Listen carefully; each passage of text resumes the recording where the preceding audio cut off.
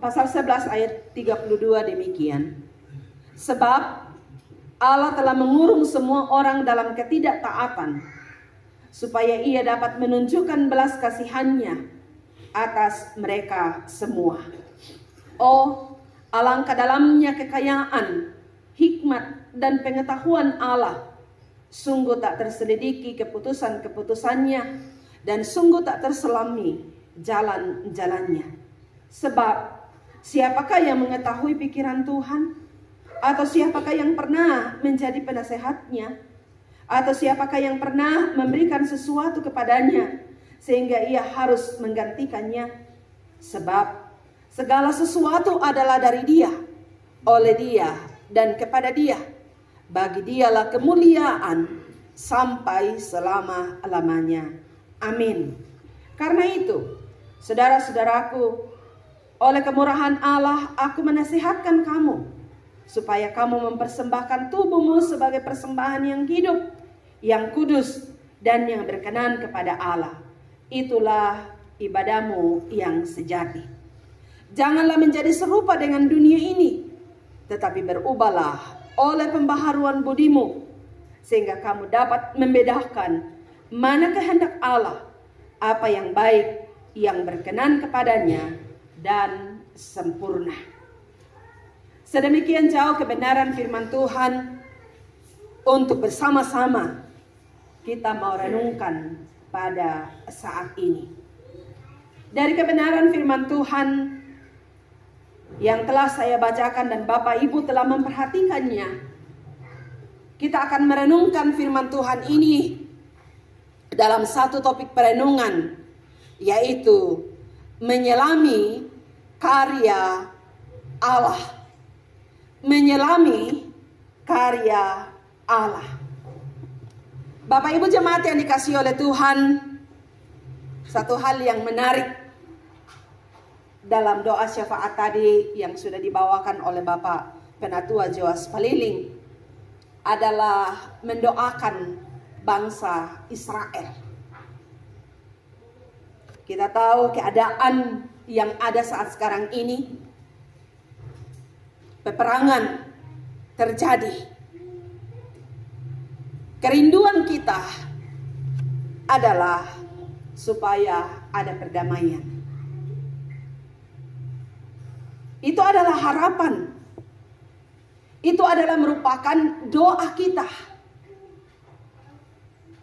untuk boleh melihat dan menyaksikan, baik itu di sekitar daerah kita, bangsa kita, maupun di dunia ini. Kerinduan kita adalah supaya kita dapat menikmati perdamaian itu. Siapa bangsa Israel? Kalau kita memperhatikan dalam bagian firman Tuhan, mulai dari pasal yang ke-10 dalam kitab Roma, Rasul Paulus mengisahkan tentang kehidupan bangsa Israel ini. Bangsa Israel adalah umat Allah, umat yang telah dipilih, dikhususkan menjadi umat pilihan Allah. Namun pada kenyataannya, dalam kehidupan mereka sebagai umat pilihan Allah, sampai sekarang kalau kita melihat bagaimana kehidupan mereka sebagai umat Allah, sebagai umat yang sudah dipilih oleh Allah, dalam kekerasan hati mereka tidak jauh berbeda dari kehidupan selama mereka berada di tanah perbudakan. Baik pada waktu mereka berada di Mesir maupun pada waktu berada di kerajaan Babel. Mereka hidup dalam ketidakpercayaan akan Allah. tetapi menjadi peringatan bagi kita bersama-sama bagaimana dalam kehidupan sebagai seorang yang percaya kepada Tuhan, sebagai orang-orang yang telah diselamatkan di dalam Kristus Yesus, untuk boleh menunjukkan bagaimana kehidupan dalam ketaatan penuh kepada Allah. Jangan kita seperti dengan umat Israel yang hidup di dalam kekerasan.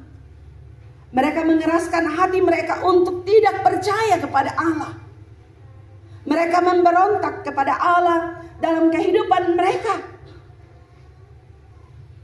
Itu sebabnya Rasul Paulus menasihati jemaat yang ada di Roma agar mereka tidak hidup seperti nenek moyang mereka, yaitu bangsa Israel yang hidup dalam ketidakpercayaan dan ketidaktaatan kepada Allah. Tetapi kita sebagai orang-orang yang sudah diselamatkan di dalam Kristus Yesus harus menyatakan sikap, harus menyatakan perilaku yang benar,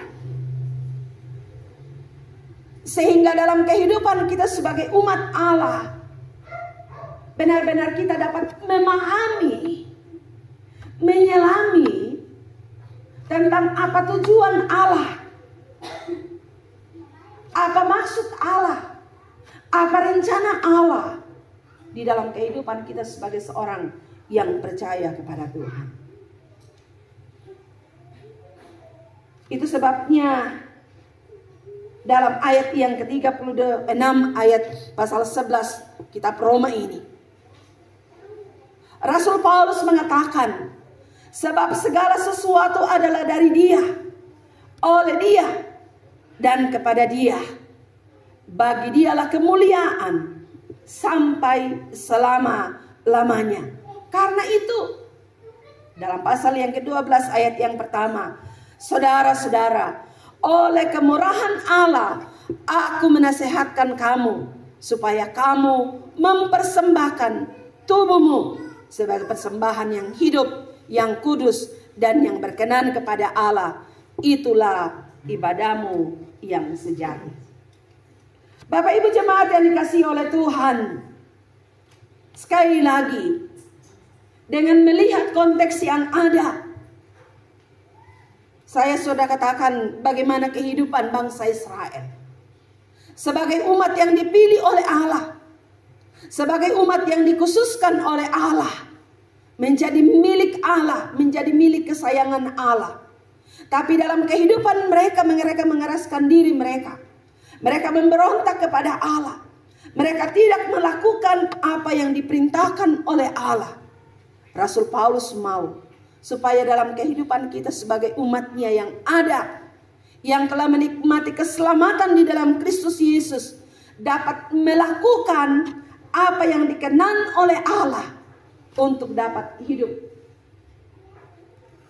menikmati dan menyelami tentang karya keselamatan di dalam kehidupan kita sebagai umatnya. Rasul Paulus menasihati karena itu saudara-saudara, oleh kemurahan Allah.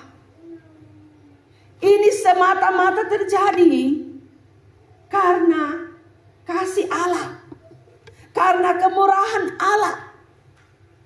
Karya yang Tuhan buat, karya yang Tuhan lakukan di dalam kehidupan kita itu bukan karena kemampuan kita. Dan inilah yang menjadi kebanggaan bagi orang-orang Israel yang mengeraskan diri mereka. Mereka menganggap bahwa semua yang mereka nikmati dalam kehidupan mereka itu adalah karena kemampuan mereka, karena kehebatan mereka. Dan siapa yang tidak mengetahui tentang bangsa Israel? Mereka adalah orang-orang yang hebat. Kita tahu semua itu. Dan dari hal itulah yang membuat mereka mengeraskan diri mereka.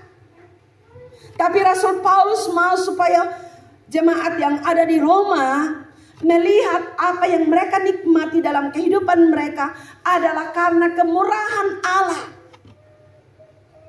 Hanya karena kasih Tuhan, hanya karena anugerah Tuhan. Itu sebabnya Rasul Paulus menasihati mereka supaya dalam kehidupan sebagai umat yang telah diselamatkan oleh Allah, untuk bisa menyelami tentang karya Allah di dalam hidup kita, maka apa yang harus kita lakukan? Yang pertama adalah mempersembahkan tubuh kita. Mempersembahkan tubuh kita. Bapak Ibu jemaat yang kekasih di dalam Tuhan, Rasul Paulus menasihati orang-orang yang ada di Roma untuk mempersembahkan tubuh mereka.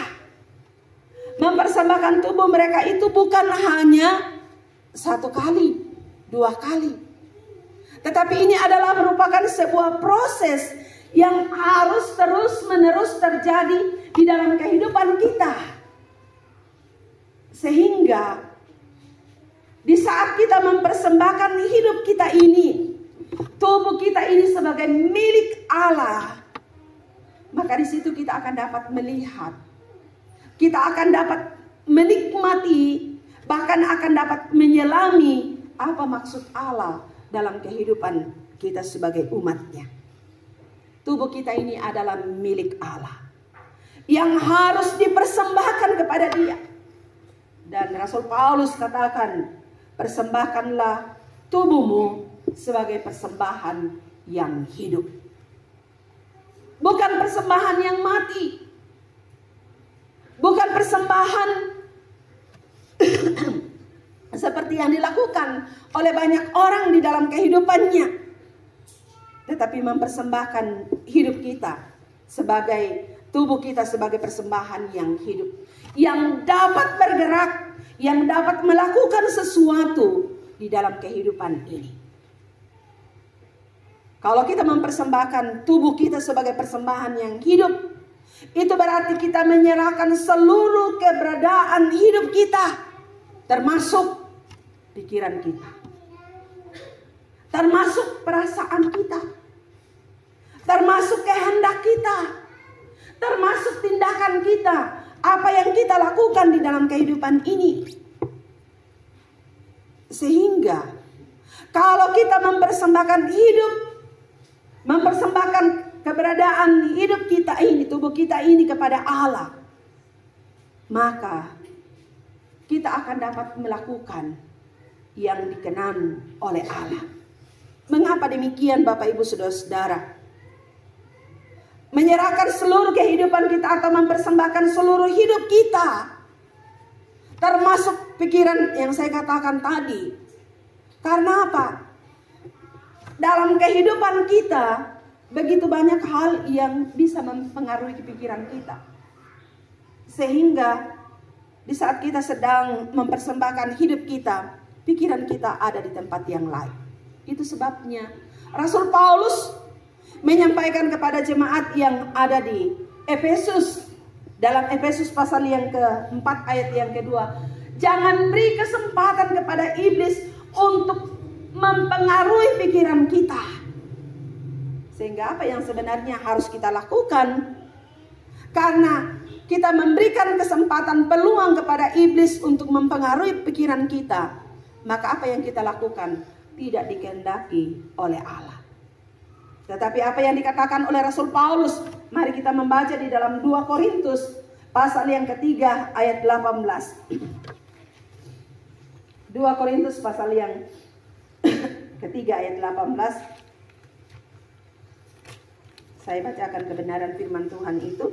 2 Korintus pasal yang ketiga ayat 18 demikian.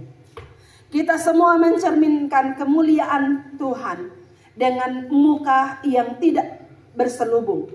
Karena kemuliaan itu datangnya dari Tuhan yang adalah Roh. Kita sedang diubah menjadi serupa dengan gambarnya dalam kemuliaan yang semakin besar. Bapak Ibu jemaat yang dikasihi oleh Tuhan, dalam kehidupan kita sebagai seorang yang percaya kepada Tuhan, dalam kita mempersembahkan tubuh kita sebagai persembahan yang hidup. Kita membawa kehidupan kita tidak terselubungkan lagi, tetapi kita dapat memancarkan kemuliaan Allah yang membawa kita kepada apa yang telah menjadi rancangan Allah dalam kehidupan kita, yaitu menjadikan kita serupa dengan gambar Allah. Kalau kita hidup di dalam kehidupan yang dikuasai oleh pikiran-pikiran yang disesatkan oleh iblis, itulah yang terselubung. Sehingga pada banyak dalam kehidupan kita mungkin secara fisik, seperti saat ini kita berada dalam gedung gereja ini, tapi pikiran kita, keberadaan kita dikuasai oleh hal-hal yang lain dan tidak membawa kita untuk bisa menikmati kemuliaan Allah. Itu sebabnya di saat kita kembali dari gereja atau dari tempat-tempat ibadah di mana kita berada, kita tidak ada apa-apa yang kita nikmati. Karena apa? Pikiran kita tidak serahkan kepada Tuhan. Allah mau supaya di dalam kehidupan kita benar-benar hidup menjadi serupa dengan Kristus, dengan gambar Kristus dalam hidup ini. Allah mau dalam kehidupan kita sebagai umatnya untuk mempersembahkan hidup kita sebagai tindakan yang nyata, bahkan sekaligus menjadi sebuah gaya hidup di dalam kehidupan kita yang terus-menerus kita lakukan dalam hidup ini. Karena itu Bapak Ibu jemaat yang dikasihi oleh Tuhan, persembahkanlah tubuhmu sebagai persembahan yang hidup. Allah mau di saat kita mempersembahkan hidup kita, tubuh kita ini, kita akan menikmati atau menyelami apa karya Allah di dalam kehidupan kita. Yang kedua, menjadi persembahan yang kudus, terpisah dari dosa. Bapak Ibu jemaat yang dikasihi oleh Tuhan, satu hal Allah menyelamatkan kita adalah supaya kita hidup kudus di hadapan Tuhan. Kalau kita memperhatikan di dalam pertama Petrus pasal yang pertama ayat yang ke-15 sampai dengan ayat yang ke-16. Kuduslah kamu sebab aku kudus. Allah menyelamatkan kita, mengkhususkan kita dan menguduskan kita karena Allah yang kita sembah adalah Allah yang kudus. Allah yang tidak dinodai oleh dosa. Itu sebabnya dalam pasal yang ke-12 ayat yang kedua, sebagai orang-orang yang diselamatkan, kita harus memiliki perubahan di dalam kehidupan kita. Jangan kita menjadi serupa dengan dunia. Begitu banyak hal yang terjadi Bapak Ibu saudara-saudara yang ada di sekitar kita, yang tidak mencerminkan kekudusan Allah di dalam diri kita. Padahal Allah menuntut dalam hidup kita supaya kita dapat mempersembahkan hidup kita, tubuh kita sebagai persembahan yang kudus. Di lingkungan di mana kita berada, di tempat kerja kita di mana kita berada, Tuhan membawa kita. Jangan kita hidup, ya bukan berarti kita mengisolasi diri, memisahkan diri dari lingkungan di mana dan kita berada, mengatakan kita adalah seorang rohani. Tapi yang saya mau perlihatkan kepada kita bersama-sama adalah bagaimana keberadaan hidup kita di tengah lingkungan dunia yang penuh dengan dosa, yang dicemari oleh perbuatan-perbuatan yang tidak dikenal oleh Tuhan. Kita hadir di situ sebagai umat yang kudus.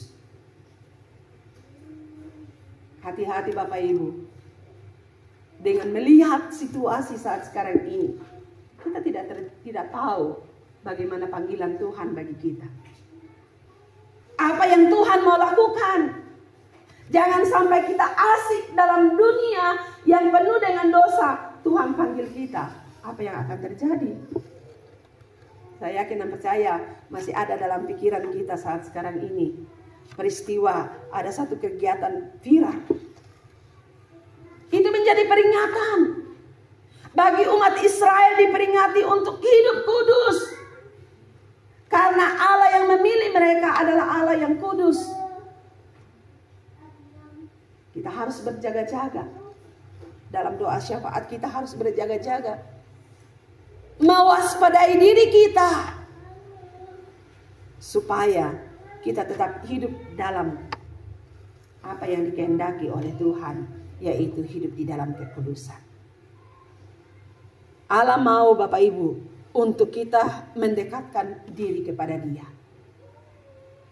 Allah mau supaya di dalam kita menjaga kekudusan hidup kita, kita tetap mendekatkan diri kepada Dia.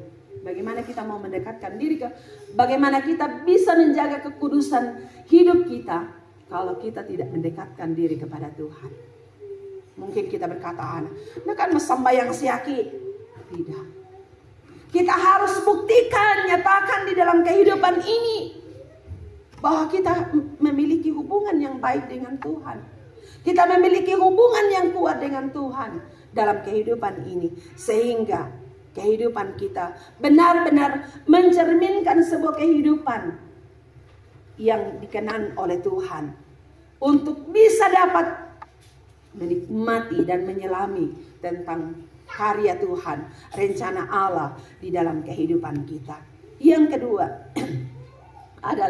yang ketiga adalah bagaimana kita bisa hidup berkenan kepada Allah.